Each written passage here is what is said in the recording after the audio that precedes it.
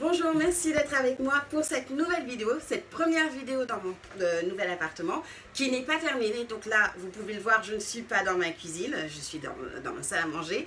Et donc aujourd'hui, je vais allumer mon four exceptionnellement. C'est pour Alessia qui va fêter son anniversaire à l'école demain. Il y a quelques temps, j'avais fait pour le Magalogue de Zodio un gâteau licorne, celui-ci, je ne sais pas si vous le voyez bien, hop, le voilà. Et en fait, c'est celui qu'Alessia veut pour l'école. Je vais vous montrer comment faire, ça va pas être un tuto comme je fais d'habitude, parce que le temps justement de prendre mes marques, le temps de voir comment je peux faire en filmant ici dans ma salle à manger et non pas dans la cuisine. Et d'ailleurs, en ce moment, il y a des travaux qui sont en cours et puis... Voilà, c'est ce que vous pouvez entendre. C'est le monsieur qui fait les travaux.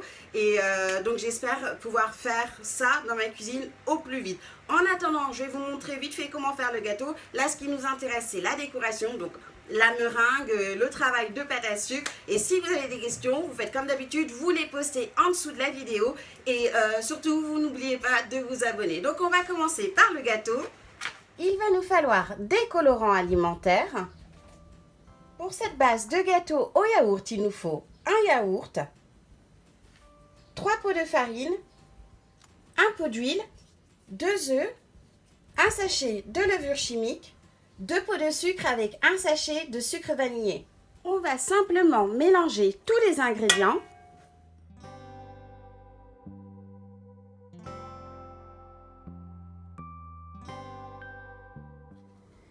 On va également mettre un peu de colorant pour chaque couleur.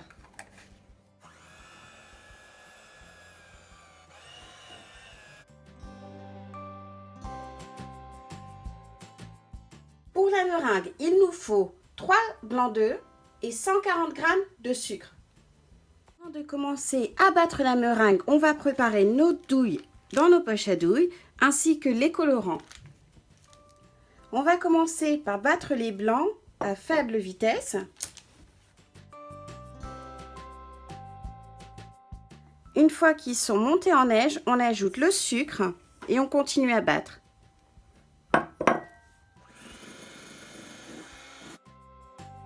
Une fois que les blancs sont bien battus, on va diviser la meringue et ensuite la colorer rapidement.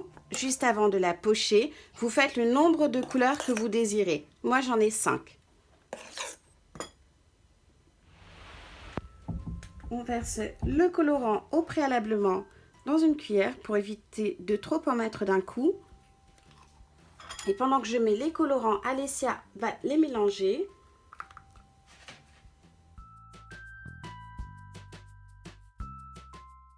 Une fois que les meringues sont dans les poches à douille, on poche.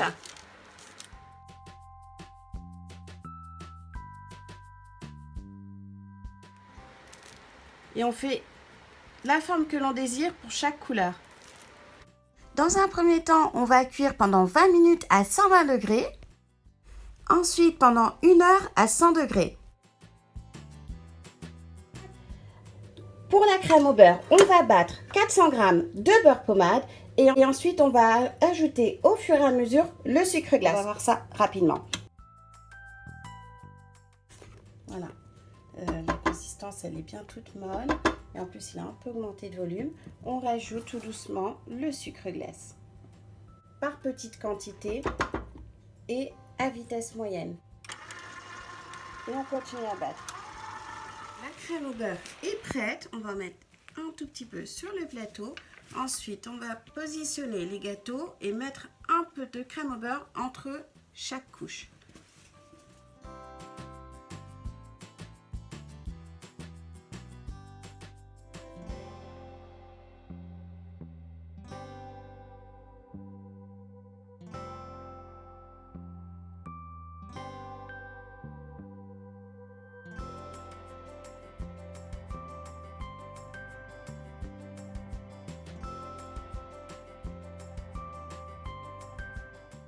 Décoration, on va prendre de la pâte à sucre de différentes couleurs. Ça c'est pour la corne, ça c'est pour les oreilles, ici pour les yeux et la bouche, pour les oreilles également ce rose et ce rose-ci c'est pour les joues. Donc faites en sorte de les tenir bien couvertes, les pâtes à sucre, dans du papier, dans du film alimentaire pour ne pas qu'elles sèchent. Donc là je vais vous montrer comment faire la corne. Donc je prends du jaune comme base. Ça va déjà m'aider. J'ai ici en fait un kit avec des emporte-pièces pour les licornes que vous pouvez trouver chez Audio. Moi j'ai pris celui-là chez Audio. Alors là ce qu'on veut c'est avoir une surface bien lisse. Et en fait comme ça va être une corne, on veut en fait une extrémité plus fine que l'autre. Donc on veut ici un peu affiner ce bout-là. Et élargir celui-ci. Si vous voulez, vous pouvez utiliser donc cet emporte-pièce. Moi, ça va m'aider juste comme référence par rapport à la taille de la corne, c'est tout. Sinon, je préfère la faire de cette façon. Après, je vais vous montrer comment je fais l'effet. Donc voilà, en fait, là, je tasse un peu. Et progressivement, on va obtenir la forme de la corne. On fait également attention à la forme. Donc moi pour la hauteur, voilà, c'est plus ou moins ça. Moi ce que je fais une fois que j'ai cette forme là, c'est que les nervures en fait de la corne, je les fais à l'aide d'un bâton. Donc je commence par le haut et ensuite je fais, voilà, progressivement rouler la corne et j'appuie en fait. Pas trop fort parce qu'on ne veut pas la déformer. En fait, essentiellement avec la pointe, plutôt qu'avec cette partie-là qui est trop épaisse. Ensuite, on va utiliser de l'alcool, genre de la vodka ou bien du jus de citron pour diluer la poudre qui va nous permettre en fait de donner l'aspect doré à la corne. Et ce qu'on va faire, c'est qu'on va en fait la mettre d'abord sur son bâton parce qu'après on ne pourra pas la manipuler. Donc en fait, délicatement, on va essayer de le mettre au centre.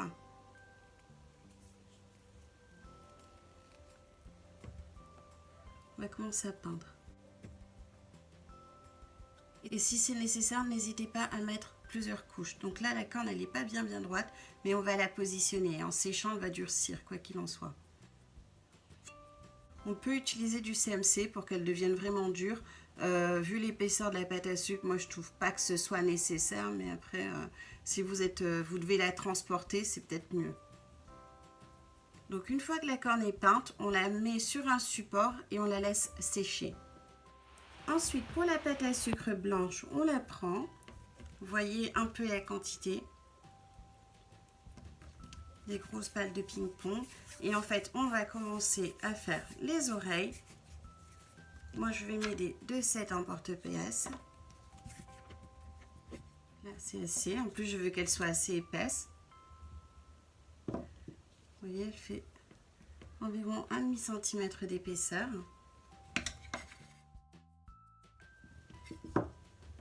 Donc là, c'est bon. Et pour la deuxième oreille également. On découpe. Ensuite, on enlève l'excédent. Voilà, nous avons les oreilles de notre licorne. On va faire l'intérieur. Et même procédé, on étale la pâte à sucre et on découpe. Et ça va venir se positionner à ce niveau-là. Donc ça, c'est de la pâte à sucre à la fraise. Je préfère la mettre ici. Et appuyer légèrement.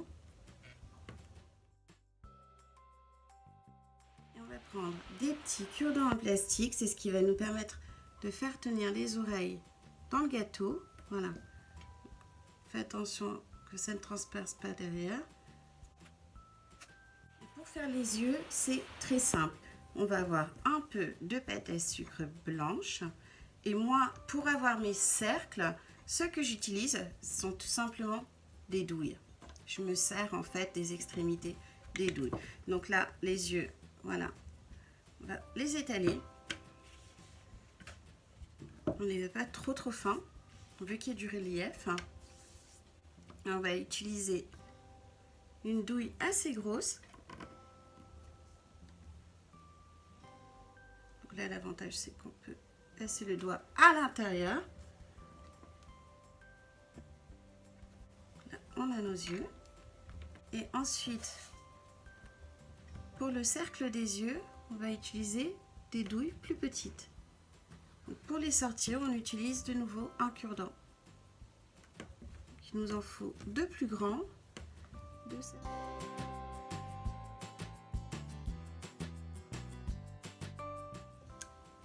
et deux plus petits. Alors, pour coller les petits cercles, je vais juste utiliser un tout petit peu d'eau, tellement peu que je me sers du cure-dent. Et je presse légèrement.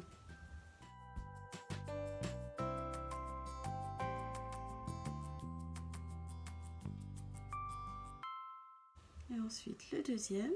Vous pouvez utiliser de la colle alimentaire, mais moi j'aime bien utiliser de l'eau. Voilà pour les yeux. On va faire la bouche.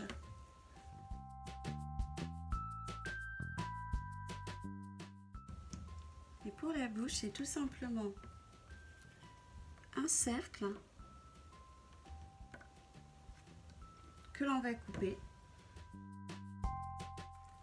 On va mettre juste un peu de rose.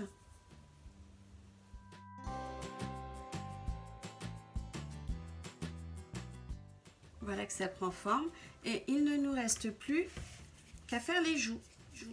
Et le principe est exactement le même, tout simplement. On fait deux cercles pour les joues.